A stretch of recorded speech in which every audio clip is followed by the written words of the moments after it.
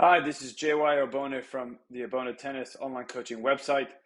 Thanks for joining in today to where we're going to discuss a potential new training method for you while we're working on the high backhand volley. So if you're looking for a new training method and you want to work on your high backhand volley, hopefully this can be a lot of help to you. So we're going to start off by looking at the player I work with here, trying to hit a high backhand volley, analyze his backhand and see what he does and the training method we use to help him get better. So as the player comes in, goes to that high backhand volley, we see his string start to open up a little bit too much behind him. We see his neck and chin like really kind of tuck in, chin goes to the left shoulder there. And then at the same time, we see that right hand going with his left hand, almost like a two-handed volley to start, and then releases a little bit late with that right hand. Okay, so this is going to create for, a very flat hit. It's going to be hard for him to release properly with his neck in that position, and especially with that right hand coming forward. So now we're going to take a look at Federer, how he hits this ball, so we can point out the differences a little bit more, and then we'll go from there. Okay, so here we are. We got Federer over here. With the one difference in this shot is Federer's going to be a little bit more in place. The player I'm working with has to move to the ball a little bit more, but the main fundamentals are going to be in place. So let's take a look at my player as he comes in. Okay, we're going to see those strings open up back there behind him a little bit. And the strings are going to be facing to the sky right there. He can be holding a nice sized pizza right there. We're going to see Federer as he brings that racket back. His knuckles are curled in. You see the hitting side of the racket is facing the back of his head, the side of his head a little bit more. So he's got his racket in a more sliced position while my player has a very open face hit there. Okay. Now let's get my player in the contact point. We're going to see that neck and chin tucked in. And we see as Federer goes to hit, let's see how his neck and head is a little bit more upright, watching the ball a little bit better, a little bit better posture with that neck and chin area. And now we're going to take a look at, as you see, as Federer starts to release towards the ball, how his left hand is automatically going back at the same time. So this happens simultaneously, okay? So let's look at my player. We're going to bring him back. As he's going to go hit, you see how his right hand is still tucked in and gone with him.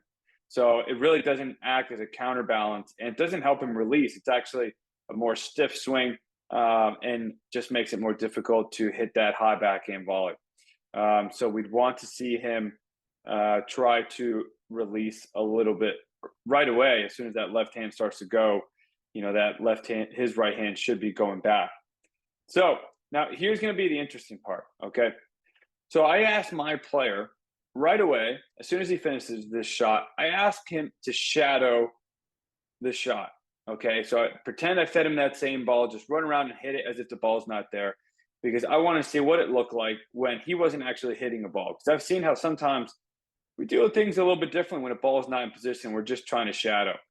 So watch as he goes to hit. And as you can see, he's in rhythm. So I haven't had time to coach him. I said, just go. Do it again without the ball, okay? Watch how those strings are curled in more behind him, okay?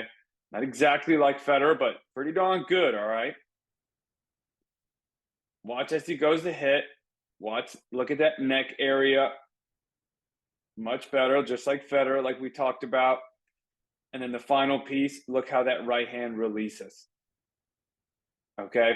So when he's shadowing, he does everything perfectly. Now, what I did with him was I showed him this video of him hitting and then of him shadowing so he could see the difference. And his response to me, and I've heard this a lot, was, oh, I thought I was doing what I was doing when I was shadowing. I thought that's how I was hitting the ball, and he wasn't. But once I showed him that video of him shadowing and he saw what he was doing wrong when he was hitting, he was able to piece it together. So I think that's the power of shadowing, but also recording. Because if they shadow and execute well, that's great, but they can't see the differences. Okay, so when you show them what they look like when they're shadowing, and then compare it to what they're doing with when they're hitting, especially if it's correct, right? Then it can create a much better connection with their mind and what they need to do with their body.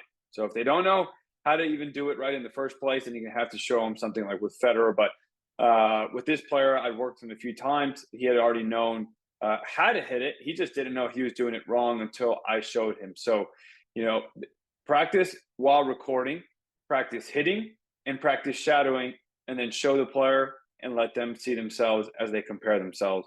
And I think you'll have a much faster time trying to improve something, as their recognition of it is going to be a lot more powerful.